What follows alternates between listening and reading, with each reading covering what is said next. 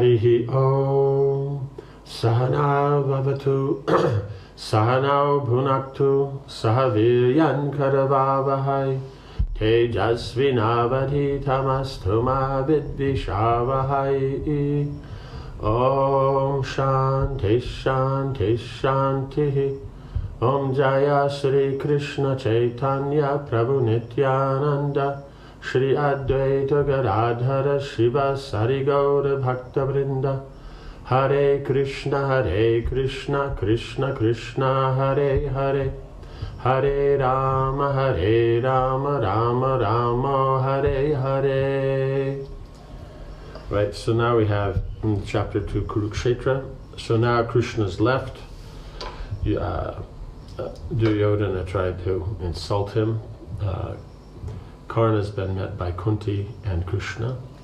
And then after Krishna had left, then Dhritarashtra then calls a meeting, of his council to discuss about what to do.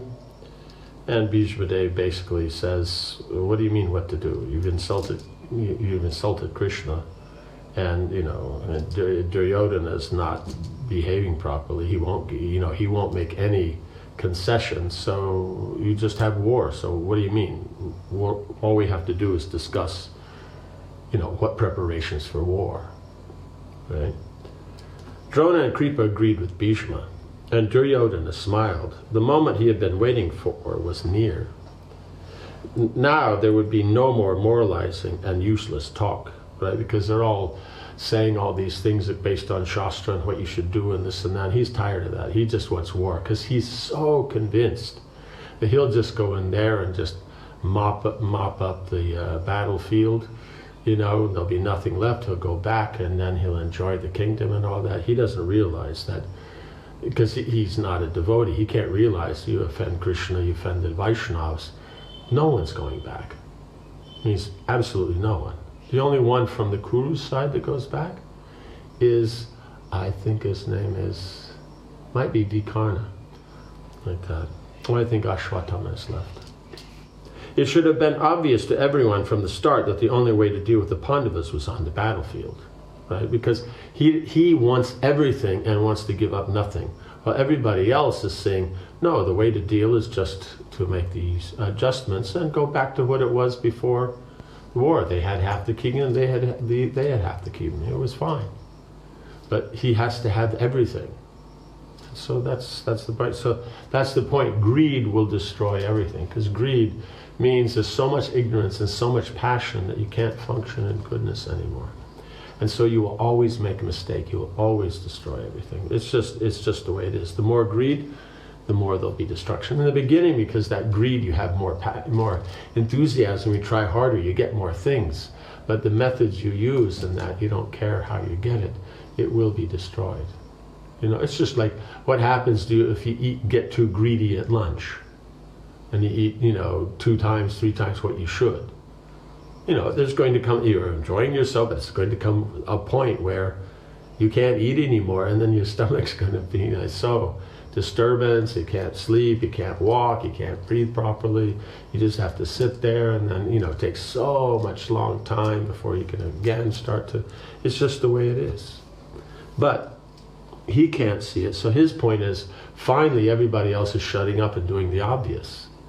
But actually it's no, everybody else has said the obvious, and since he can't see it, now everybody else has given up.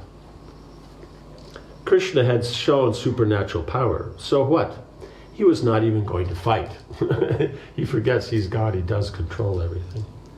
In any event, there were many heroes on the Kaurava side who were masters of mystical weapons. He was not afraid. Right? So he's like the epitome of a fool. Vidura saw Duryodhana smirk and felt unable to contain himself. He leapt to his feet and glared at the prince. He could not forgive him for insulting Krishna. You must now return Yudhishthir's legitimate share of the kingdom.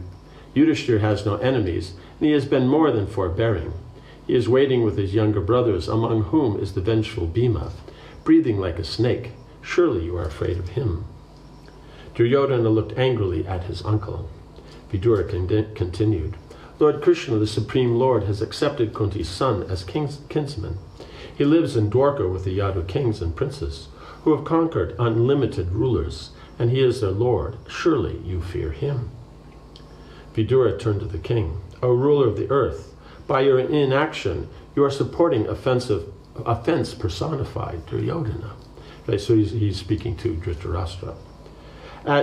You have supported Duryodhana as your cherished son, but he is envious of Krishna. Because of this, you are devoid of all auspicious qualities. Relieve yourself of this ill fortune as soon as possible by punishing him, and thus do your whole family good. Otherwise, we are all doomed. Duryodhana could take no more. From his childhood, he had seen his uncle favor the Pandavas. It seemed he had no affection for him and his brothers, right? Because affection means they can do whatever they want with no correction, and everybody else is wrong. That's Duryodhana's definition of affection. And if in any way you try to guide him for his good, you're an enemy. What to do? Now he had gone too far, right? He's just saying the same thing as before. Duryodhana leapt up, his body swelling with rage and his lips trembling. Who asked him to come here, the son of a maidservant? The deceitful Katwa is no friend of the Kurus. He is so crooked that he works secretly in the interest of the enemy, right? They're his cousins. He's made them enemy. Plotting against those who have supported him. Toss him out of the palace and leave him with only his breath. Dhritarashtra was shocked at his son's outburst. He raised a hand to silence him, but Vidura smiled and rose to his feet. Without saying anything, he lifted his bow, which he had never drawn in anger, and walked towards the door. He had been wondering how he would avoid having to fight against the Pandavas. Here was his opportunity, right? So he's not going to go that and discuss and tell him this and that and try to work it. He just how am I going to, he doesn't want to, he has no problem fighting. He has a problem fighting with the Pandavas because they're right and this side is wrong. And he doesn't want to fight on this side that's wrong. So he just took it. Duryodhana said, throw him out. He should have nothing to do with us. He thought, okay, here it is. Leaning his bow against the door to signify that he would not fight for the Kurus. He picked up his bow, but as he goes out, he left it at the door. Means, because also he said, throw him out with nothing but his breast. So that means the bow doesn't go either. He walked out of the hall and headed towards the city's northern gate and the Rishi's ashram. His mind was fixed on holy pilgrimage. The other Kuru elders censured Duryodhana, who merely laughed. Dhritarashtra then ended the assembly. It was time to prepare for war. So it was Krishna's arrangement. When Krishna returned to Virat, Yudhishthira and his brothers greeted him warmly. Krishna then described everything that had transpired in Hastinapur, except for the private discussion with Karna. Krishna knew that if Yudhishthira were informed of Karna's actual identity, he would not fight with him. It had to remain a secret for the time being. The Pandavas were not surprised at the description of Duryodhana's refusal to accept good advice. They were not even surprised to hear how he had repeatedly stormed out of the court like an angry child. Sitting amid the Pandavas and surrounded by other monarchs, Krishna said, I employed every means of diplomacy, from conciliation to the creation of disunion. I told them that you would abandon pride and become Dhritarashtra's servants if the Kurus made peace with you. They could keep the kingdom and give you but 5 villages. Then, when they still refused, I resorted to threats and displayed my superhuman power. I tried to frighten Duryodhana, but he remained fixed in his foolishness. Right? He's not fixed in his courage, he's fixed in foolishness. Right? Because only a fool disregards the power of an enemy. That's one of the main points in Niti Shastra and also in Dharma Shastra, is that if you have an enemy, you have to admit how powerful he is. Otherwise, if he's powerful and you say, he's not powerful, you will be destroyed. You always have to know your enemy and how powerful they are and respect that. But Duryodhana doesn't respect anybody except himself. And that's it. So he's a fool. So that's the thing. He's thinking he's being courageous and he doesn't fear anyone. He's just a fool. Fools don't respect that which they should. He would not offer you any part of the kingdom. Therefore, there is only the 4th means of diplomacy left. You must punish them. That is all they will understand. You will not regain your kingdom without war. O great heroes, already Duryodhana's forces are making their way to Kurukshetra, for they have selected that place for the battle. The kings will all be massacred. They are all within the pale of death. Yudhishthira was grave. He looked around at his brothers and the assembled kings. O heroes, you have heard Krishna's words. All that is left is to prepare our armies for war. The time has come to select a general to command our forces. We have already made 7 warriors leaders of our divisions. Drupad, Virat, Dristadumna, Shikandi, Satyaki, Chetikana, and Bhima. Which of these should take overall command? Sahadev, what is your opinion? Right. So he has all the leaders of the different. They'll each have their groups and all that. So I think they have 7 Akshauhinis. So he's given 1 Akshauhini to 1 person that they'll lead it. And so then, but someone has to command the whole army so that they're all working together. So you always have to have 1 general, right? Yudhishthira looked at his younger brother. As was the custom, he wanted to hear individual opinions, starting with the youngest and ending with the eldest among them. Sahadev replied, because if you start with the eldest and then you go to the youngest afterwards, and you start with the youngest and see if they have a good opinion and the elders approve of it, you can stop there because then their point has been made. But if they've made their point and then you go to the younger, it's not working as well. Sahadev replied, I think we should select Virat. Family ties bind him to us. He is a ruler endowed with prowess and conversant with virtue. The mighty Matsya king is difficult to vanquish in battle, right? Because remember, before the Kurus could never beat him. So that's why they were thinking now is the chance we can go there. And then, when they're fighting, the Trigartas fight on one side, then they can come on the other. But if he comes with his forces against them, then they've never been able to defeat him. We have long depended upon him and can do so again in the upcoming battle. Yudhishthira turned towards Nakula and said, that one who in maturity, knowledge of scripture, patience, nobility of birth, and respectability is the best of all. Okay, knowledge of scripture, patience, nobility of birth, and respectability is the best of all. He who is ever devoted to truth has learned the science of weapons from Bharadraj, who challenges Drona, and who has performed austerities to bring about his destruction, that monarch who stands surrounded by his sons and grandsons, like a tree with 100 branches, the mighty Drupad should stand at the head of our army. Right, so each one is being glorified, like that, but he's saying that. When it was Arjuna's turn, his voice rang out. He who, by virtue of his austerities and gratification of the Rishis, came out of the blazing fire armed with weapons and adorned with golden armor, he who himself resembled the fire, and who then ascended a celestial chariot, and went about roaring like a cloud. He who possessed the strength of lions, and is capable of slaying a lion, because he has the heart, chest, and shoulders of a lion. He who shines like the sun, and is beautiful to behold. He who speaks the truth, and has controlled his senses. He who is born for Drona's death. Dristadumna should lead our forces. No one can pierce him with weapons, and he will be able to withstand Bhishma, whose arrows fall like thunderbolts or like Yamaraj's messengers. I do not see another who can stand before Bhishma except Dristadumna. Therefore, let him be our commander.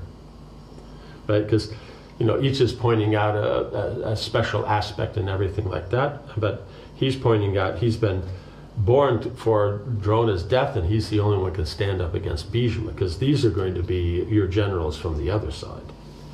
Bhima said, we should be led by Sikandi. He was born for Bhishma's destruction, as the Rishis have told us.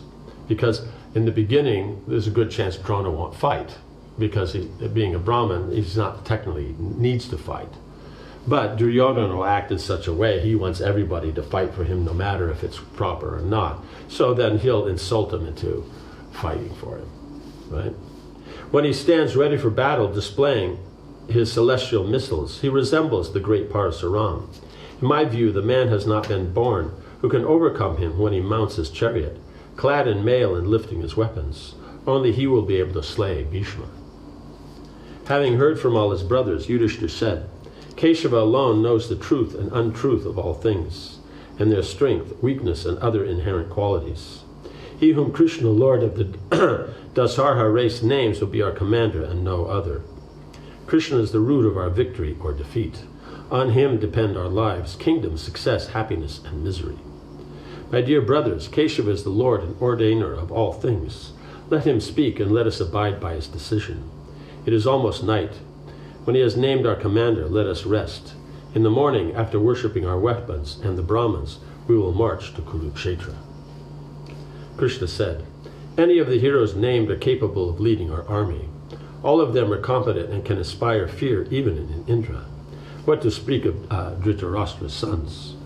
Although weak due to their sinfulness, Duryodhana and his brothers consider themselves strong. Duryodhana's attitude will soon change when he sees the mood of Arjuna, Bhima, and the twins. When Abhimanyu and Drupad's sons, along with Drupad, Virat, and all the other chiefs come out for battle, Duryodhana and his brothers will repent their folly. I have endeavored to secure peace, and thus we have paid our debt to virtue. We cannot be blamed for what is about to happen. It is time for war, right? So you see the Kshatriyas, it's very important that if they're establishing justice, they also have to do everything justly. Like you see, it's very much the modern kind of thing where it's material, it always goes on, but it's just very prominent in Kali Yuga, where someone wants to be authority, but not necessarily follow the rules themselves. The rules are for everybody else, not for them. I make the rules, so they're not for me. But here you see is that it has to go according to Shastra. So yes, the king is above the general thing, but still he has to be following Shastra. So if he's following Shastra, he's not to be blamed.